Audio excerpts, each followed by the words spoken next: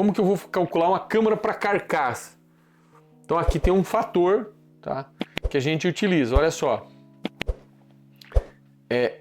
Bovinos, nós temos diferenças de animais. Por exemplo, um animal que é aqui do sul, geralmente trabalha o peso da carcaça em torno de 200 quilos, que é o padrão utilizado. Ah, mas tem trabalhado mais? Sim. Talvez o cliente vai falar assim, ó, um exemplo, esse frigorífico que eu fiz aqui perto, eu fui ontem lá, e ele falou, não, minha carcaça padrão é 220. Ah, tá bom, a gente trabalha em 220, já sei quanto que é. O que que acontece? Olha só, aí tem vários tipos de animais que vocês podem utilizar. Se vocês tiverem dúvida, pode utilizar aqui. Outra coisa importante, olha só, como que é o distanciamento? Então assim, ó, meia carcaça, ou seja, você corta o boi no meio, você nunca vai colocar o boi inteiro lá, eu posso até voltar, que tem uma foto no início aqui. Deixa eu ver se eu volto aqui. Acho que aqui, ó. Então, ó, o animal sempre ele vai ser nesse formato aqui, ó.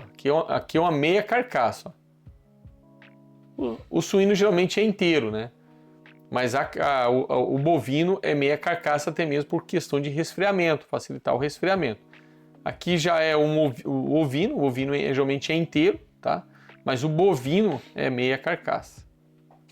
Vou voltar ali.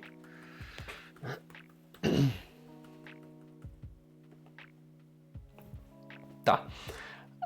Aí eu tenho um fator crucial, a altura do trilho, ou seja, o meu trilho.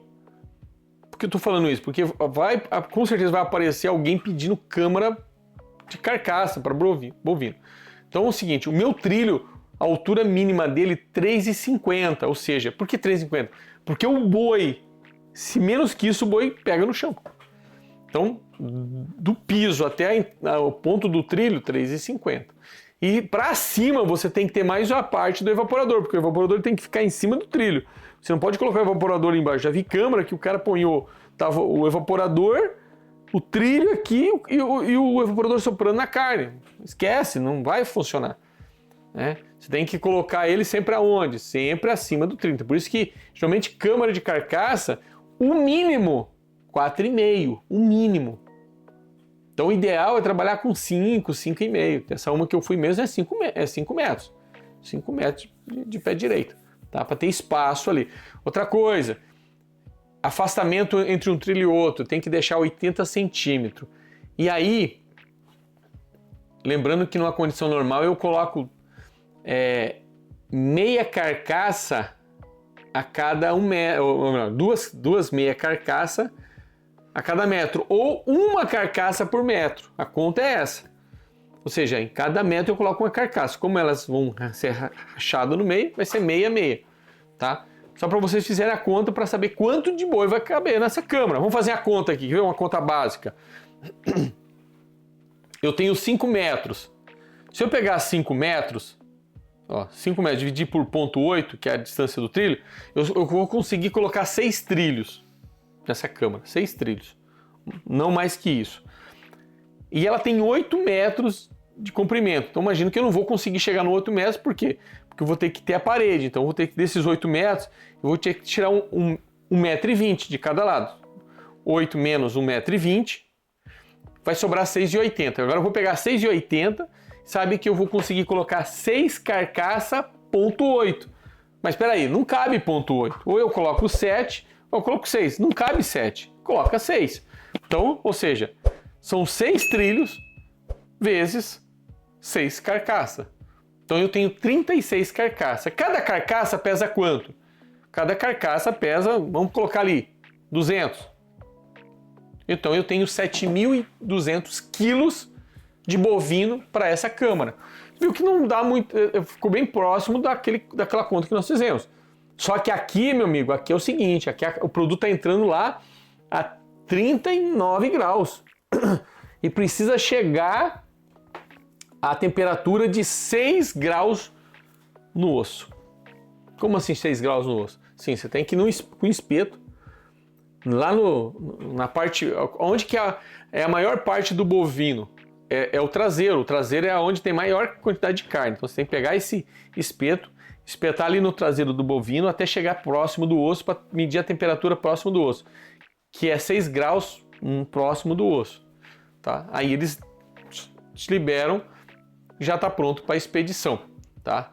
Então assim, a conta é essa. Ah, mas posso colocar 3 carcaças? Ou seja, uma e meia? Pode. Se eu colocar uma e meia, então vamos lá, que eu tenho 6 trilhos, né? E vou colocar uma e meia. Então eu vou pegar 6,8 dividido por 3. Eu vou conseguir colocar ali... Uma 6 dividido por 3. É 6,8 vezes 3 meia carcaça. Eu consegui colocar 20 meia carcaça, ou 10 carcaças. 10 carcaças vezes 6, 600. Vezes... Eu consigo colocar 12 mil quilos de bovino ali dentro. É o maior, é o limite. Não é muito bom isso, porque isso pode atrapalhar o teu processo. Pode ser que você não consiga chegar em 24 horas. E vai acontecer que as pessoas falam assim, não, eu quero tirar em 15. Não dá para tirar em 15. Sabe o que vai acontecer? Vai acontecer isso, ó. Pessoal, isso aqui é um processo que chama-se rigor mortis. Não sei se vocês já ouviram. É o tempo de maturação da carne. A carne precisa maturar, a carne precisa ter um tempo para ela amolecer. Olha só. Não sei se eu sou da época que às vezes o pessoal abatia o animal lá no sítio lá e falava assim, não, a carne tem que ficar descansando de um dia para o outro. O descansar é isso. O que ele vai fazer? Olha só. O animal morreu. De 8 a 20 horas é onde é o rigor mortis. Veja que tem uma linha de rigidez. O que é essa daqui? É a rigidez cadavérica. É onde a musculatura ela está ficando rígida, tá? Ou seja, a carne ela está dura, literalmente ela está dura. Então, eu vou pegar uma carne com 12 horas. Você vai correr um grande risco dessa carne tá dura. Depois de 24 horas, ela começa o processo de maturação. O que é o processo de maturação? Imagina que dentro dela tem líquidos, né? Processo químico que vai fazer com que as células começem realmente a morrer. A célula só vai morrer depois de 8 horas, ela vai morrer mesmo. Porque você matou o animal, mas a célula continua fazendo o processo enzimático lá dentro. Depois de 8 horas, vamos falar assim, depois de acima de 16 horas que o negócio acontece. Depois de o ideal seria 20 horas. Ou seja, aí com 20 horas eu posso tirar esse animal que ele já começa a baixar isso. E aí eu tenho o estado de maturação. Olha só. O que é a maturação? É a carne maturada, é a carne que já está no processo de putrefação. Então ela fica mais macia, com certeza. Tem um indício de cheiro forte? Não, mas ela ainda continua com a mesma qualidade no qual ela foi ali no abate. Tanto é que eu lembro quando eu fiz a parte de especialização em alimentos, nós fizemos um experimento. Como que foi o experimento? Nós fomos num frigorífico de bovino, ele ia bater um animal, nós pegamos 2 peças de alcatra, uma peça nós deixamos ela na geladeira, congelada, já foi para a geladeira no congelador. A outra peça nós deixamos ela na parte resfriada. No outro dia, cedo, aquela que estava lá resfriada, a gente deixou ela lá, a outra a gente descongelou ela. Meio-dia a gente fez as 2 peças, uma que ficou congelada, uma que ficou resfriada. Qual que vocês acham que ficou melhor? Assim, ó, quem sabia, né? Nós sabíamos qual que era uma e qual que era a outra.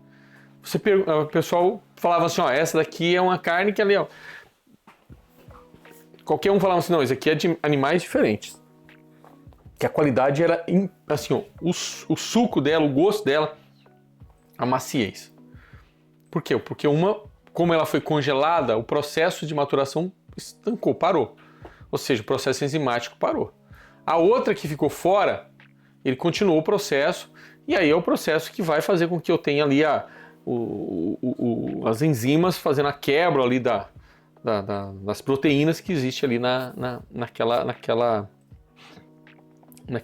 carne, naquela proteína ali, naquela.